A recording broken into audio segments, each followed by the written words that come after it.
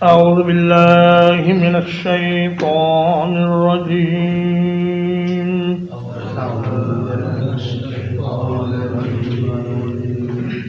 بسم الله الرحمن الرحيم.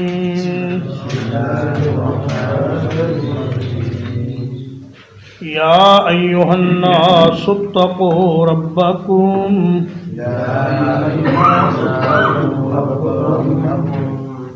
اے لوگو اپنے رب سے ڈر جاؤ. ان زلزلۃ الساعۃ شیء عظیم.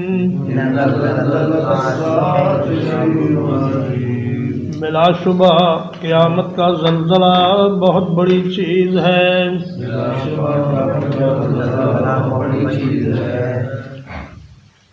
سورۃ الحج مدنیہ ہے. اس کا ترتیب تلاوت کے اعتبار سے نمبر 22 ہے اور ترتیب نزول کے اعتبار سے اس کا نمبر 103 ہے. اس میں کچھ مکی آیات ہیں، کچھ مدنی آیات ہیں. کچھ آیات وہ ہیں جو دن کے وقت اتری، کچھ آیات وہ ہیں جو رات کے وقت اتری، کچھ آیات وہ ہیں جو سفر میں اتری، کچھ آیات وہ ہیں جو حضر میں اتری، کچھ آیات وہ ہیں جو محکم ہیں، کچھ وہ ہیں جو متشابہ ہیں. غرض کے تنزیل کی تمام اصناف اس صورت میں موجود ہیں اور اللہ رب العزت نے اس میں بڑے اہم مضامین بیان فرمائے ہیں. پچھلی جو صورت ختم ہوئی تھی سورۃ الانبیاء، وہ قیامت کے تذکرے سے ختم ہوئی تھی اور اس صورت کو بھی قیامت کے تذکرے سے ہی شروع کیا گیا ہے. فرمایا اے لوگو، دنیا بھر کے لوگوں، آپ سے خطاب ہے. اتقوا ربکم. اتقوا کا معنی ڈرنا بھی ہے اور بچنا بھی. تو انسان جس سے ڈرتا ہے اس سے بچتا بھی ہے. تو فرمایا ان زلزلۃ الساعۃ شیء عظیم. قیامت کا زلزلہ بہت بڑی چیز ہے. یہ انسانی اعتبار سے عظیم نہیں ہے بلکہ خود اللہ تبارک و تعالی اس کو عظیم فرما رہے ہیں. تو پھر اس کی عظمت کا کیا حال ہوگا آپ اندازہ کر سکتے ہیں. زلزلہ کا معنی ہے ہل جانا، کانپ جانا، جھولنے لگنا. اور یہ قیامت کا زلزلہ یا تو اس وقت ہوگا جب سور میں پھونکا جائے گا. اللہ تبارک و تعالی نے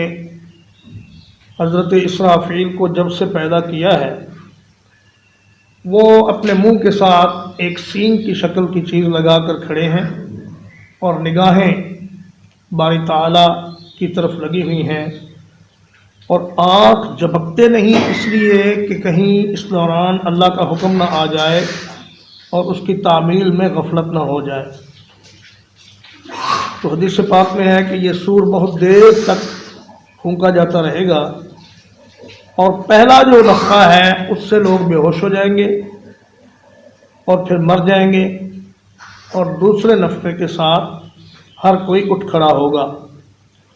لیکن قرآن مجید کی بہترین تفسیر وہ ہے جو خود رسول اللہ صلی اللہ علیہ وسلم نے اپنے بیان سے فرما دی ہے. چنانچہ حدیث پاک میں ہے کہ اللہ تبارک و تعالی آدم علیہ السلام سے فرمائیں گے کہ اے آدم،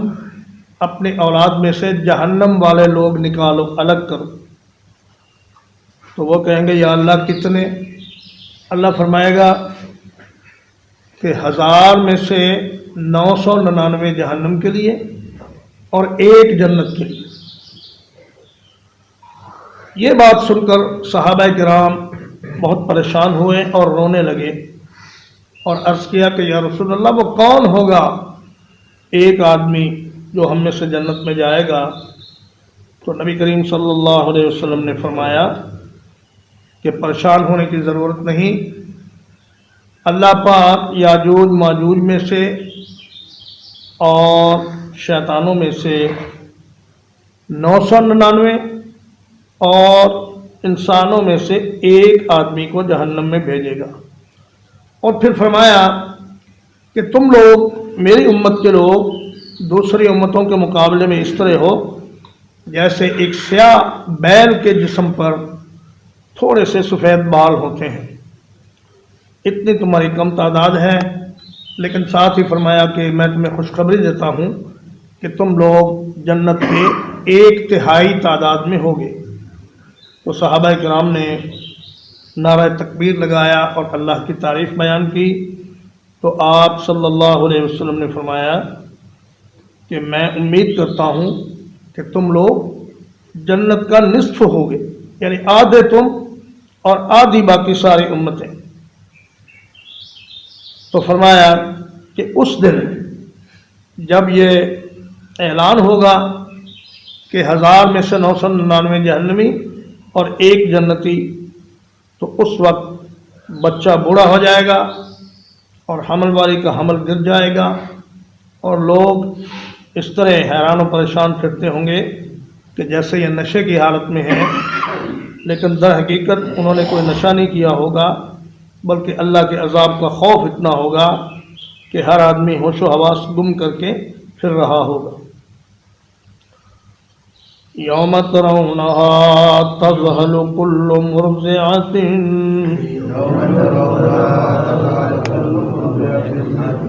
جس دن آپ اسے دیکھیں گے ہر ایک دودھ پلانے والی غافل ہو جائے گی،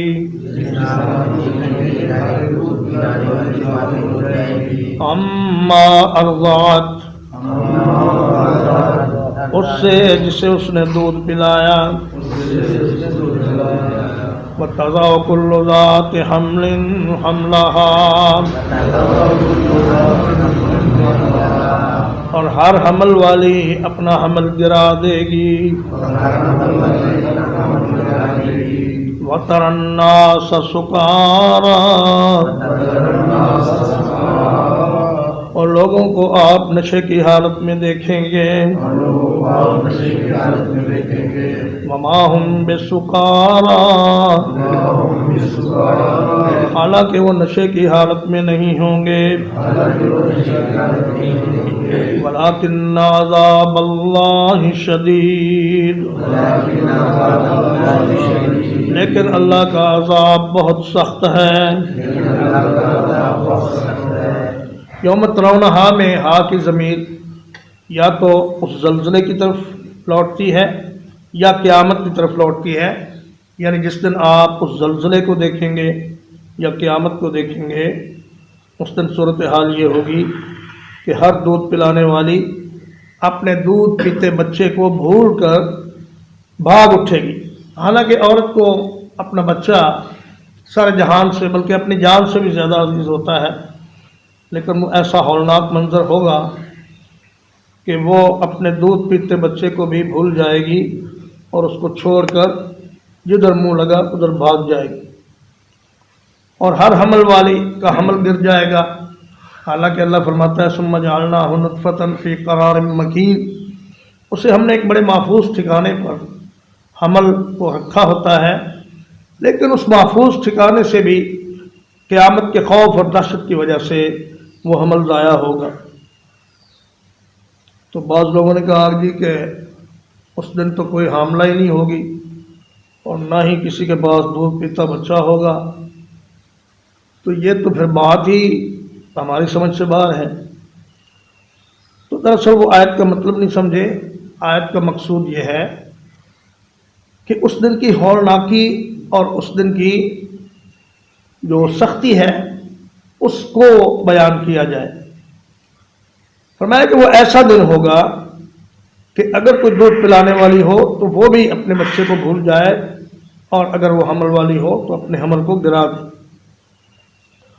اور حدیث پاک میں آتا ہے کہ انسان جس حالت میں فوت ہوگا اسی حالت میں اٹھایا جائے گا، تو جو عورت حامل کی حالت میں فوت ہوئی وہ حاملہ ہی اٹھائی جائے گی، اور جو دودھ پلاتے ہوئے فوت ہوئی بچے کو وہ اسی حالت میں اٹھے گی، اور لوگ پریشان حال ہو کر ادھر ادھر گھومیں گے۔ لیکن اس میں ایک اچھی خبر بھی ہے کہ یہ ساری سختیاں ان لوگوں کے لیے ہوں گی جو اس وقت دنیا میں موجود ہوں گے. مردے اس ساری صورتحال سے بے خبر رہیں گے اور بدترین لوگوں پر قیامت قائم ہوگی جو اللہ کے نزدیک بڑے ہی ناپسندیدہ ہوں گے. وَمِنَ النَّاسِ مَن يُجَادِلُ فِي اللَّهِ، اور لوگوں میں سے بعض وہ ہیں جو اللہ کے بارے میں جھگڑا کرتا ہے بغیر علم، بغیر کسی علم کے، وَيَتَّبِعُ كُلَّ شَيْطَانٍ مَرِيدٍ، اور ہر ایک سرکش شیطان کے پیچھے چلتا ہے.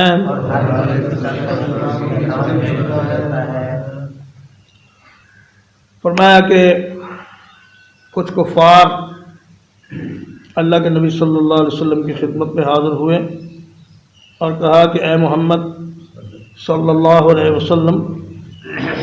یہ بتائیے کہ آپ کا رب سونے کا ہے یا چاندی کا ہے یا تانبے کا ہے؟ تو اس پر آسمان سے شدید ایک بجلی کڑکی اور جس آدمی نے یہ بات کہی تھی اس کی کھوپڑی اڑ گئی بجلی گرنے کی وجہ سے. فرمایا اللہ پاک کے بارے میں ایسی بات کرنا جو علم کے بغیر ہو، یہ شدید قسم کی گستاخی ہے. وَمَنْ أَظْلَمُ مِمَّنِ افْتَرَىٰ عَلَى اللَّهِ كَذِبًا، اس سے بڑا ظالم کون ہے جو اللہ پر جھوٹ باندھے. اور سب سے بڑا گناہ یہ ہے کہ اللہ کے بارے میں ایسی بات کہی جائے جس کا انسان کو علم نہیں ہے، اپنے اندازے سے اللہ کے متعلق گمان کرنا یا خیال کرنا یا تصور کرنا، یہ بہت بڑی جسارت ہے. کتب علیہ، اس پر لکھ دیا گیا ہے، انہ من تولاہ، کہ حقیقت یہ ہے کہ جو کوئی اس کو دوست بنائے گا، فَأَنَّهُ يُضِلُّهُ، تو وہ اسے گمراہ کر دے گا، وَيَهْدِيهِ إِلَىٰ عَذَابِ السَّعِيرِ، اور اسے بھڑکتی ہوئی آگ کی عذاب کی طرف وہ لے جائے گا. تو میں یہ بات اللہ نے لکھ دی ہے، لوح محفوظ میں لکھ دی ہے یا کسی کتاب میں لکھ دی ہے، اس لیے کہ لکھی ہوئی بات بڑی پکی بات ہوتی ہے. فرمایا یہ بڑی پکی بات ہے کہ جو کوئی شیطان کو اپنا دوست بنائے گا تو شیطان اس کو گمراہ کرے گا اور اس کو رہنمائی کرے گا اس کی بھڑکتی ہوئی آگ کے عذاب کی طرف، یعنی وہ اسے لے کر بھڑکتی ہوئی آگ تک پہنچا دے گا. یا ایھا الناس، اے لوگو، ان کنتم فی ریب من البعث، اگر تم اٹھائے جانے کے بارے میں شک میں مبتلا ہو، فَإِنَّا خَلَقْنَاكُم مِّن تُرَابٍ، تو یقیناً ہم نے تم کو مٹی سے پیدا کیا، ثُمَّ مِن نُطْفَةٍ، پھر ایک قطرے سے پیدا کیا، ثُمَّ مِنْ عَلَقَةٍ، پھر ایک جمے ہوئے خون سے، ثُمَّ مِن مُضْغَةٍ، پھر ایک گوشت کی بوٹی سے، مخلقة وغیر مخلقة، جس کی صورت بنی ہوتی ہے اور جس کی صورت نہیں بنی ہوتی، لِنُبَيِّنَ لَكُمْ، تاکہ ہم تمہارے لیے واضح کر دیں، وَنُقِرُّ فِي الْأَرْحَامِ مَا نَشَاءُ، اور ہم رحموں میں محفوظ رکھتے ہیں جس کو چاہتے ہیں، إلى أجل مسمى، ایک مدت مقرر تک، ثم نخرجكم طفلا، پھر ہم تم کو ایک بچہ بنا کر نکالتے ہیں، ثم لتبلغوا أشدكم، پھر تاکہ تم اپنی جوانی کو پہنچ جاؤ،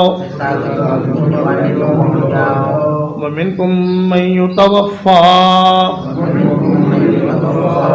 اور تم میں سے بعض وہ ہیں جو فوت کر لیے جاتے ہیں، ومنکم من یرد الی ارذل العمر، اور تم میں سے بعض وہ ہیں جو نکمی عمر کی طرف لوٹا دیے جاتے ہیں، لِكَيْ لَا يَعْلَمَ مِن بَعْدِ عِلْمٍ شَيْئًا، تاکہ وہ علم کے بعد کوئی چیز نہ جانے، وَتَرَى الْأَرْضَ هَامِدَةً، اور آپ زمین کو مردہ دیکھتے ہیں، فَإِذَا أَنزَلْنَا عَلَيْهَا الْمَاءَ، پھر جب ہم اس پر پانی نازل کرتے ہیں، اہتزت وربت، تو وہ لہلہاتی ہے اور بڑھتی ہے، وَأَنبَتَتْ مِن كُلِّ زَوْجٍ بَهِيجٍ،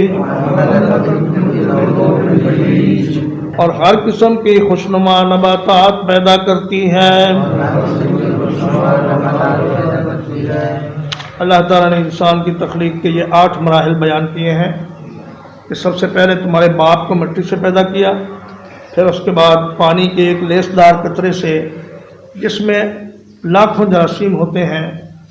اور جو خوردبین کے بغیر نظر نہیں آتے، اس میں سے ایک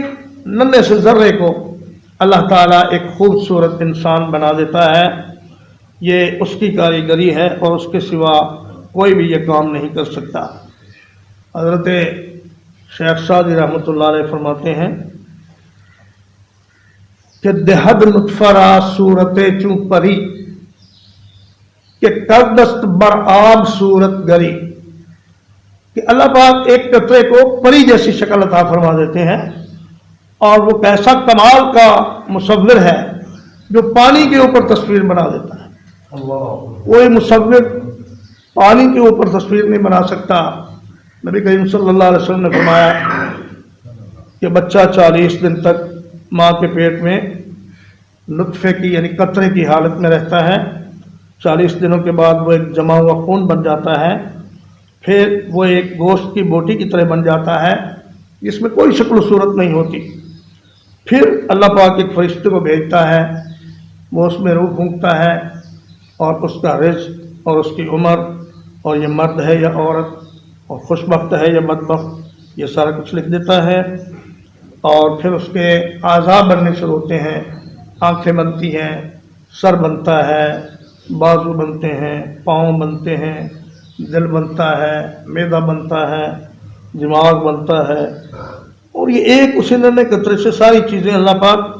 اس خوبصورتی سے بناتے ہیں کہ کوئی بھی چیز اس میں سے ناقص نہیں ہوتی۔ ایسا نہیں کہ ایک بازو بن گیا اور ایک ناکارہ ہو گیا، اور دل تو دھڑک رہا ہے لیکن دماغ کام نہیں کر رہا، لیکن اللہ پاک نے جو شکل بنائی یہ ہر لحاظ سے مکمل اور کامل ہے۔ فرمایا پھر ہم تمہیں بچے کی صورت میں ماں کے پیٹ سے باہر نکالتے ہیں، اور ثم لتبلغوا اشدکم، یہاں کچھ عبارت معذوف ہے جو خود بخود سمجھ آ رہی ہے، یعنی تم اپنے بچپن اور لڑکپن کی عمر سے گزر کر تمہارے ماں باپ کے دل میں اللہ شفقت ڈال دیتا ہے، وہ تمہیں اپنی جان سے بھی زیادہ عزیز رکھتے ہیں اور تمہاری پرورش کرتے ہیں، پھر تم جوان بن جاتے ہو، خوبصورت جوان۔ اور کچھ تو ایسے ہیں جو جوانی ہی میں اللہ کے پاس واپس چلے جاتے ہیں، اور کچھ ایسے ہیں جو 70-80 سال کے بعد پھر ایسی عمر میں داخل ہو جاتے ہیں کہ جس سے اللہ کے نبی نے پناہ مانگی ہے۔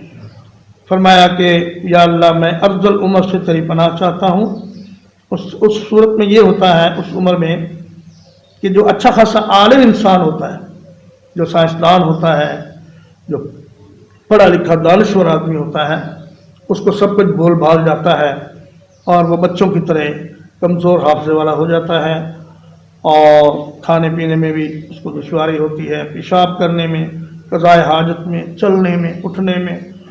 یہ ایسی عمر ہوتی ہے کہ انسان اس میں بہت سی پریشانیوں کا شکار ہو جاتا ہے۔ اس لیے اللہ کے نبی صلی اللہ علیہ وسلم نے فرمایا کہ یا اللہ مجھے چلتے پھرتے ہی دنیا سے لے جانا، اور ایسی عمر کی طرف نہ لے جانا جس میں میں دوسروں کا محتاج ہو جاؤں۔ اور فرمایا کہ دیکھو زمین مردہ ہوتی ہے، پھر اس پر ہم پانی ڈالتے ہیں تو کیسے وہ زندہ ہو جاتی ہے۔ جس طرح اللہ پاک زمین کو، مردہ زمین کو زندہ کر دیتے ہیں، اسی طرح تمہیں بھی زندہ کریں گے، اور اس بارے میں کوئی شک و شبہ تمہارے دل میں نہیں ہونا چاہیے۔ ترجمہ ایک بار، یا ایھا الناس اتقوا ربکم، اے لوگو اپنے رب سے ڈر جاؤ۔ ان زلزلۃ الساعۃ شیء عظیم، یقیناً قیامت کا زلزلہ بہت بڑی چیز ہے۔ یوم ترونہا، جس دن تم اسے دیکھو گے، تذہل کل مرضعۃ عما ارضعت، ہر دودھ پلانے والی اس سے غافل ہو جائے گی جسے اس نے دودھ پلایا۔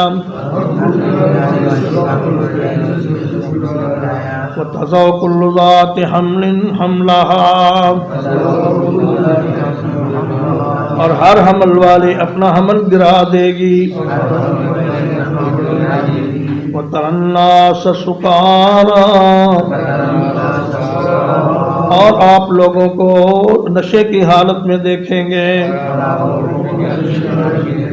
وما هم بسکارى، حالانکہ وہ نشے کی حالت میں نہیں ہوں گے۔ ولكن عذاب اللہ شدید، لیکن اللہ کا عذاب بہت سخت ہوگا۔ ومن الناس من يجادل في الله، اور لوگوں میں سے بعض وہ ہیں جو اللہ کے بارے میں جھگڑا کرتے ہیں، بغیر علم، علم کے بغیر، وَيَتَّبِعُ كُلَّ شَيْطَانٍ مَرِيدٍ، اور وہ ہر سرکش شیطان کے پیچھے چلتا ہے۔ کتب علیہ، اس پر لکھ دیا گیا ہے، انہ من تولاہ، یہ کہ جو کوئی اس کو اپنا دوست بنائے گا، انہ یضلہ، تو وہ شیطان اسے گمراہ کر دے گا، وَيَهْدِيهِ إِلَىٰ عَذَابِ السَّعِيرِ، اور اس کی بھڑکتی ہوئی آگ کے عذاب کی طرف رہنمائی کرے گا۔ یا ایھا الناس، اے لوگو، ان کنتم فی ریب من البعث، اگر تم اٹھائے جانے کے بارے میں شک میں مبتلا ہو، فإنا خلقناکم من تراب، تو یقیناً ہم نے تمہیں مٹی سے پیدا کیا ہے، ثم من نطفۃ، پھر ایک قطرے سے، ثم من علقۃ، پھر جمے ہوئے خون سے، ثم من مضغۃ، پھر ایک گوشت کی بوٹی سے، مخلقۃ وغیر مخلقہ، جس کی صورت بنی ہوتی ہے اور جس کی صورت نہیں بنی ہوتی۔ لنبین لکم تاکہ ہم تمہارے لیے واضح کریں وَنُقِرُّ فِي الْأَرْحَامِ مَا نَشَاءُ اور ہم رحموں میں ٹھہراتے ہیں جس چیز کو چاہتے ہیں اِلَىٰ أَجَلٍ مُّسَمًّى ایک مدت مقرر تک ثُمَّ نُخْرِجُكُمْ طِفْلًا پھر تمہیں ہم ایک بچے کی حالت میں نکالتے ہیں ثُمَّ لِتَبْلُغُوا أَشُدَّكُمْ پھر تاکہ تم اپنی جوانی کو پہنچ جاؤ وَمِنْكُمْ مَن يُتَوَفَّى تم میں سے بعض وہ ہے جو فوت کر لیا جاتا ہے وَمِنْكُمْ مَن يُرَدُّ إِلَىٰ أَرْذَلِ الْعُمُرِ